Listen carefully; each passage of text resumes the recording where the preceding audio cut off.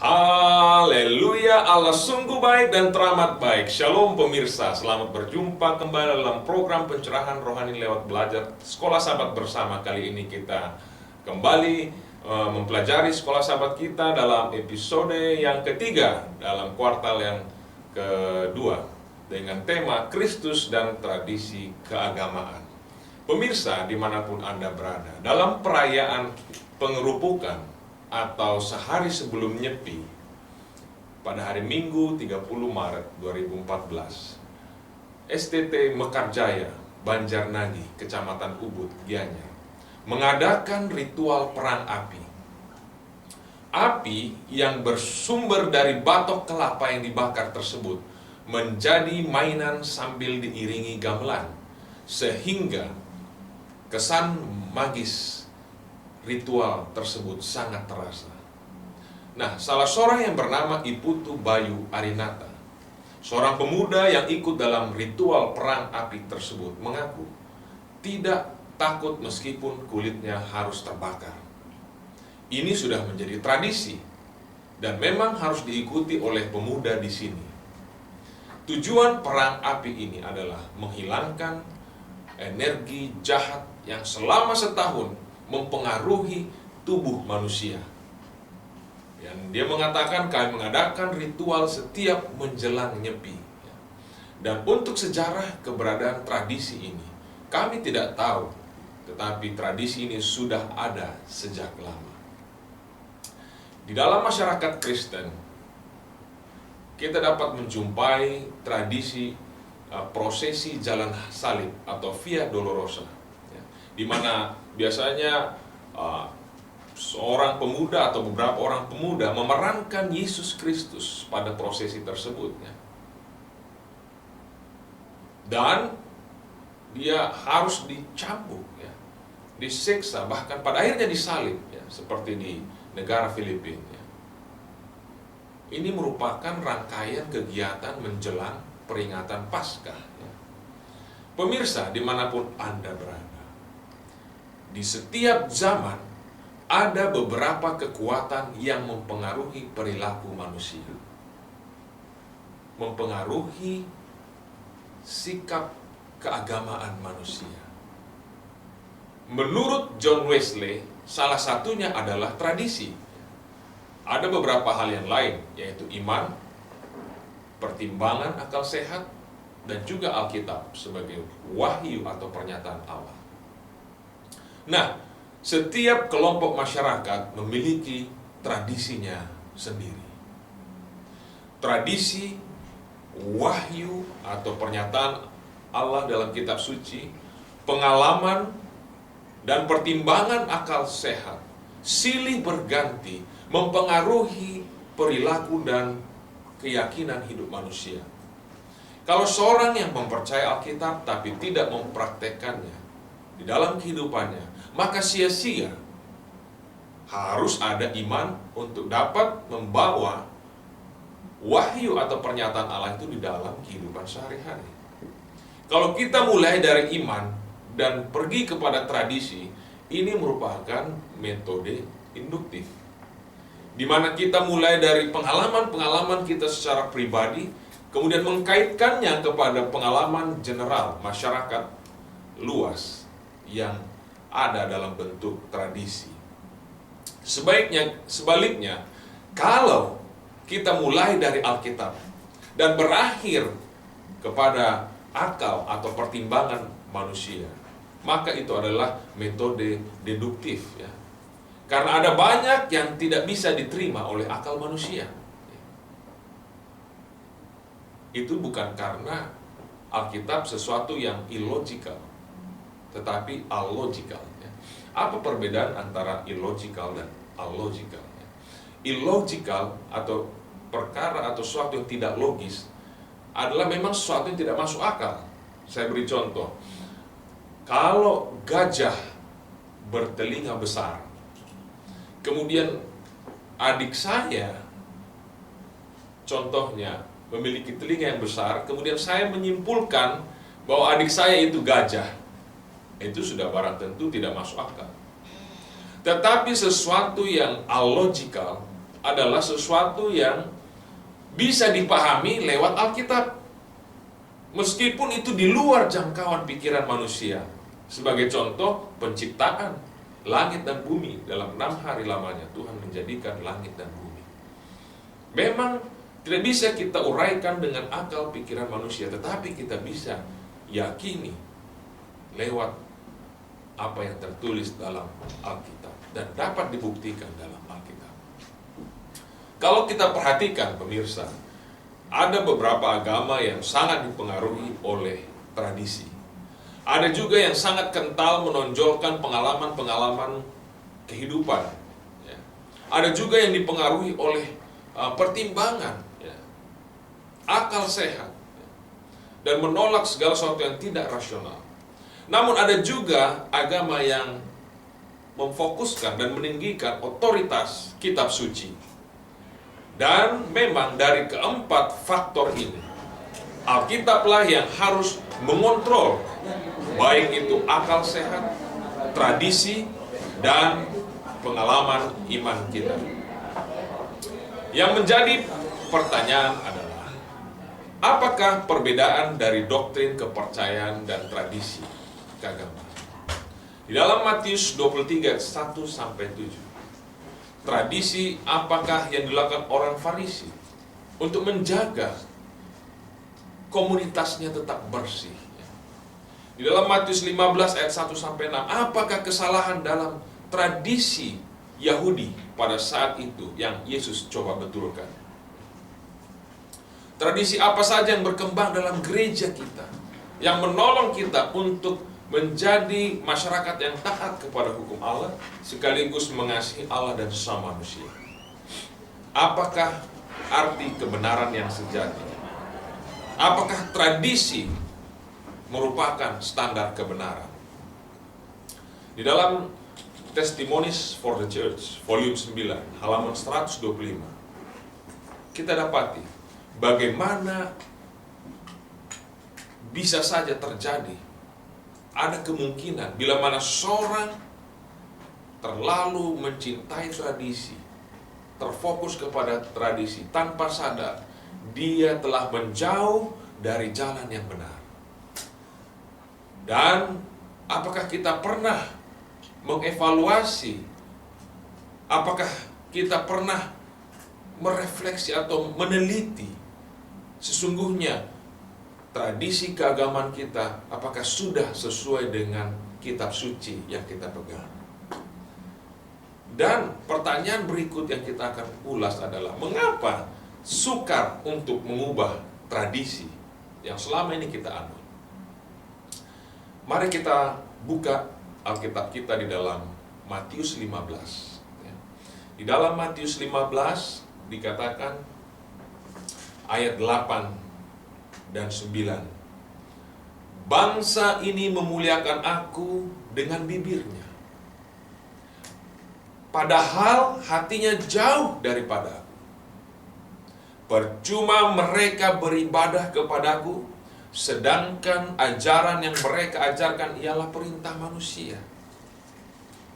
Pemirsa yang berbahagia dan diberkati di mana saja, mengapa Yesus mengeluarkan statement ini? Sudah barang tentu ada latar belakangnya, ya. Kalau kita baca di ayat yang pertama, ini adalah pernyataan ini timbul oleh karena komplain dari orang Farisi dan ahli Taurat, ya. Farisi dan ahli Taurat dari Yerusalem. Komplainnya kepada Yesus di ayat yang kedua, mengapa murid-muridmu melanggar adat istiadat nenek moyang kita? Mereka tidak membasuh tangan sebelum makan. Ya. Dengan kata lain, orang Farisi dan ahli Taurat menyadari bahwa yang dilanggar oleh murid-murid Yesus bukanlah hukum Allah, tetapi adat istiadat nenek moyang. Mereka begitu concern memelihara adat istiadat nenek moyang mereka. Boleh-boleh saja kita berpikir bahwa ini satu hal yang baik, ya. Tentunya mencuci tangan sebelum makan adalah prinsip higienis kebersihan yang perlu kita pelihara. Tetapi yang dimaksudkan di sini adalah bukan murid-murid itu tidak mencuci tangan. Mereka mencuci tangan tetapi tidak menurut aturan adat istiadat yang berlaku pada waktu itu. Ya. Pada waktu itu orang kalau mencuci tangan, yang menurut adat istiadat nenek moyang adalah setelah mencuci tangan, mereka harus membiarkan tangannya dalam bentuk demikian sehingga air itu mengalir dari ujung jari ke bagian pangkal. Ya. Kemudian setelah mengalir dan ke bawah sudah agak kering, barulah mereka boleh apa? Makan. Itulah peraturan yang berlaku pada waktu itu menurut adat istiadat, ya. Dan murid-murid tidak melakukan itu. Habis mencuci tangan langsung mereka makan roti, ya. Dan Yesus berkata dalam Matius 19 ayat 17 sampai 20, "Tidak tahukah kamu bahwa segala sesuatu yang masuk ke dalam mulut turun ke dalam perut lalu dibuang di jamban?" Itu artinya tidak terlalu penting, ya. Itu perkara jamban, satu hal yang tidak perlu dibesar-besarkan. Tetapi apa yang keluar dari mulut berasal dari hati, dan itulah yang menajiskan orang, ya. Karena dari hati timbul segala pikiran jahat, pembunuhan, perzinahan, percabulan, pencurian, sumpah palsu, dan hujat. Itulah yang menajiskan orang. Tetapi makan dengan tangan yang tidak dibasuh tidak menajiskan orang. Pemirsa, kalau kita perhatikan, kalau kita ingin melihat bagaimana sih isi hati seseorang, coba saja saudara membuat kaget seseorang, ya, sehingga dia merasa kaget atau ketakutan. Maka kalau orang tersebut latah, ya, biasanya dia akan keluarkan isi hatinya, entah itu baik atau jahat, dengan perkataan yang begitu apa, spontan, ya, tanpa sadar. Nah, ini dia saudara, karena memang itu sudah ada di dalam hatinya, serta merta begitu ada satu peristiwa atau desakan yang mendorong itu keluar, spontanitas keluar, ya. Generasi muda dewasa ini ingin melakukan segala sesuatu dengan cara yang berbeda. Mereka ingin merubah tradisi yang lama yang mereka anggap kuno dan menjadikan atau menciptakan tradisi yang baru. Apakah ini suatu hal yang baik? Apakah semua tradisi tidak perlu dipertahankan? Sebagai contoh, tradisi membawa Alkitab ke gereja sudah mulai hilang karena sebagian orang sudah membawa gadget yang berisi Alkitab. Tradisi yang baik perlu sebenarnya dipertahankan. Namun ada juga tradisi-tradisi yang dipelihara secara berlebihan sehingga menghilangkan hal-hal yang baik. Seperti tadi, orang Farisi memelihara tradisi mencuci tangan dengan ritual tertentu sebelum makan lebih penting daripada memelihara orang tua mereka. Di dalam tradisi ada satu kemapanan, zona nyaman bagi mereka yang tidak menginginkan perubahan. Orang Farisi melihat Yesus sebagai oknum manusia biasa yang membawa perubahan, sekaligus merusak tradisi yang mereka pelihara selama ini. Ada juga tradisi yang mengajarkan bahwa Yesus sesungguhnya adalah manusia biasa yang kemudian dihinggapi oknum keilahian pada saat dibaptis dan ditinggalkan oleh oknum ilahi tersebut pada saat disalibkan. Itulah sebabnya Yesus berseru, "Eloi, Eloi, lama sabachthani." "Allahku, Allahku, mengapa engkau meninggalkan aku?" Apakah ini suatu ajaran tradisi yang sesuai dengan Alkitab? Yesus sendiri pernah bertanya kepada murid-muridnya, "Menurut engkau, siapakah aku?" Petrus kemudian menjawab, "Engkau adalah Mesias, Anak Allah." Lalu Yesus berkata, "Berbahagialah engkau, hai Petrus, sebab bukan manusia yang menyatakan itu kepadamu, melainkan Bapakku yang di sorga. Pada dasarnya, pemirsa, Alkitab ini adalah buku yang memuat berbagai tradisi yang baik. Dan kita perlu mempertahankan tradisi yang baik. Kadangkala kita lebih terfokus kepada istilah-istilah yang begitu rumit. Justification, pembenaran. Sanctification, penyucian. Atonement atau pendamaian. Imputed and imparted righteousness. Kebenaran yang dihisapkan dan dibagikan. Sementara anak-anak yang masih kecil sebenarnya hanya perlu diyakinkan bahwa Yesus mengasihi dan mengampuni mereka. Ini sudah cukup untuk mereka dapat kembali memiliki iman kepada Yesus. Bangsa Yahudi meyakini bahwa tradisi keagamaan mereka sudah benar dan tidak dapat berubah. Ketika bangsa Yunani berkuasa, memerintah, menjajah mereka, bangsa Yunani ini memaksa setiap orang mengadopsi tradisi Yunani dan menjadi bangsa Yunani.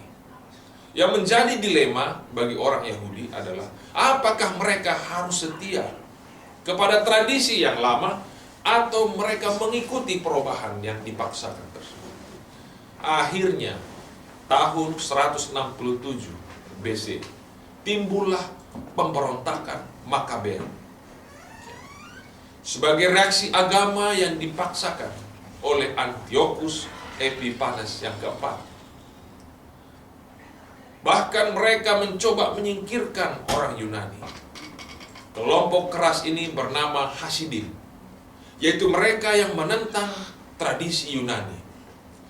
Orang Farisi adalah sisa-sisa atau kelanjutan dari kelompok Hasidim ini.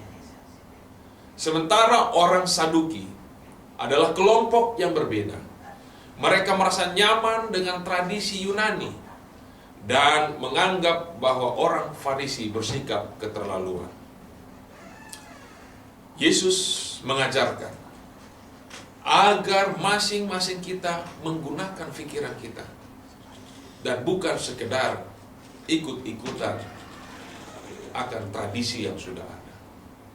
Ajaran turun-temurun yang disampaikan secara lisan di kalangan bangsa Yahudi disebut Midrash.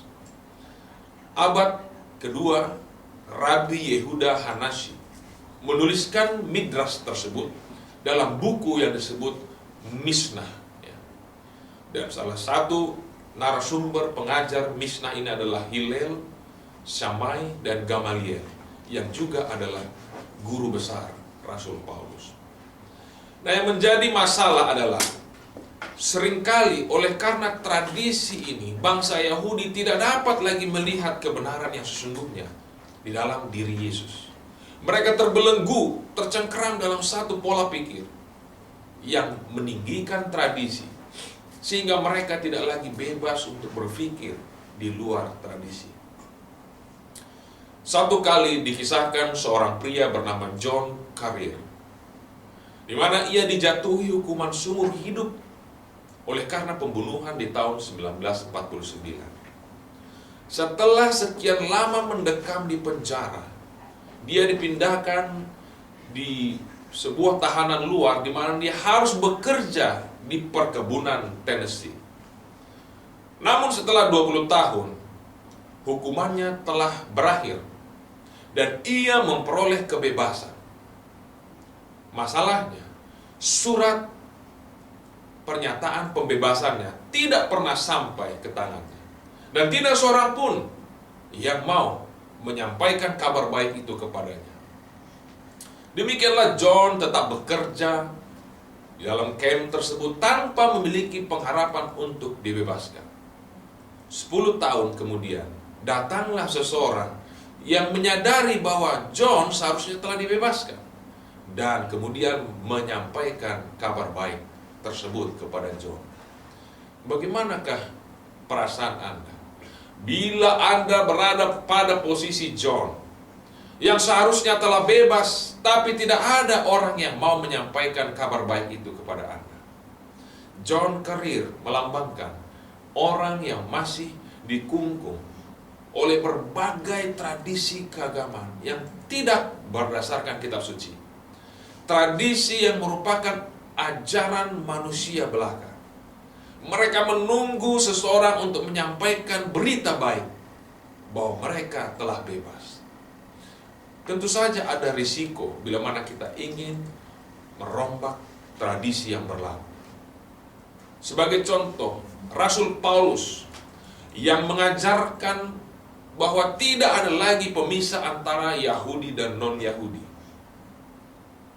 Oleh karena semua orang sama di hadapan Allah. Di dalam Galatia 3:28. Kemudian dia mencoba membuktikannya dengan mengajak Trofimus, seorang yang tidak bersunat, ke dalam Ka'bah. Sikapnya ini menuai kritik, bahkan dia dianiaya. Oleh karena bangsa Yahudi marah kepada Paulus. Mereka melempari dia dengan batu dan hampir saja membunuhnya. Di dalam pelajaran sekolah sahabat Cornerstone, khusus bagi anak-anak remaja yang berada di atas kelas Junior PowerPoint dan Real Time Faith, di sana dijelaskan bagaimana kecenderungan dewasa ini,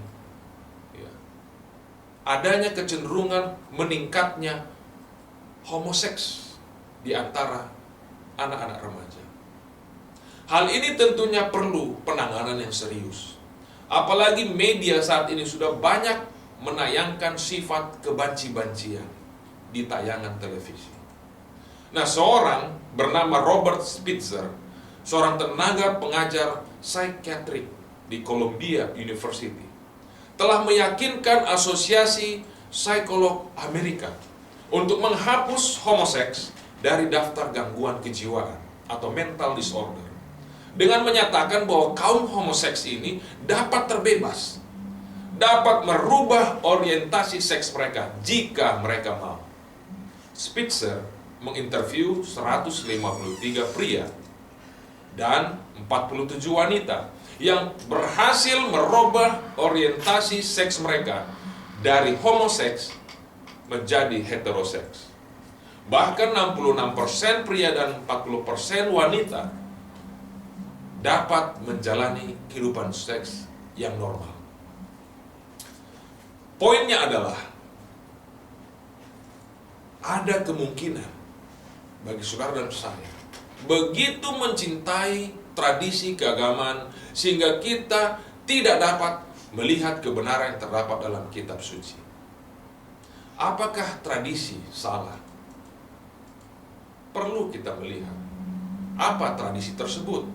Tergantung tradisi apa yang kita mau bahas. Apakah tradisi tersebut sesuai dengan kitab suci atau tidak? Ada tradisi yang baik yang sudah hilang, sudah banyak ditinggalkan rumah tangga Kristen dewasa ini. Contohnya kebaktian keluarga pagi dan petang. Kebaktian pagi dan petang sangat bernilai karena menurut penelitian kekristenan itu di 80% dipengaruhi oleh keluarga, sementara gereja hanya 10-20%. Karena di dalam rumah tangga lah diajarkan nilai-nilai kekristenan. Ada juga tradisi yang tidak sesuai dengan kitab suci. Nah, tradisi inilah yang kita harus tinggalkan. Sama seperti mereka yang terbelenggu dalam kecenderungan homoseks. Demikian juga halnya dengan tradisi yang kita rasa susah tinggalkan, atau kita berpikir tidak mungkin kita tinggalkan. Semuanya bisa kita tinggalkan, asal kita mau dan meminta kuasa Tuhan membantu kita. Filipi 4 ayat 13 berkata, segala perkara dapat kutanggung dalam Dia yang memberi kekuatan kepadaku. Yes, berubah, meninggalkan tradisi. Change. Yes, we can. Kita dapat berubah dengan pertolongan Yesus. Pemirsa dimanapun Anda berada, langit dan bumi akan berlalu, tetapi firman Tuhan kekal untuk selama-lamanya. Kiranya firman Tuhan yang baru saja kita dengarkan memberkati seluruh aspek kehidupan kita dan menerangi jalan kita sampai kita semua tiba dalam kerajaannya. Tuhan memberkati kita.